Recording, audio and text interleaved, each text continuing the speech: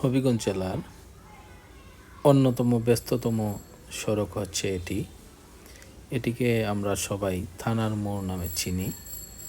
তো এটার পাশেই রয়েছে এই যে রাস্তাটা দেখতে পাচ্ছেন, ওই দিকে আমরা সরাসরি থানা থেকে, এটা হচ্ছে শায়েস্তানগর যাওয়ার রাস্তা, তার ডানেই রয়েছে হবিগঞ্জের সার্কিট হাউস।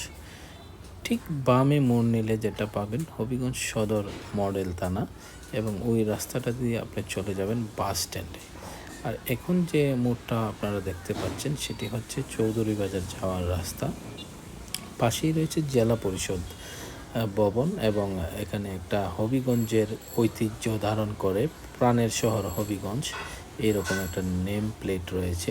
পাশেই অনেকগুলা ফলের দোকান রয়েছে, যেগুলো দৃষ্টিনন্দন ছাতার নিচে তারা প্রতিনিয়ত বসেন।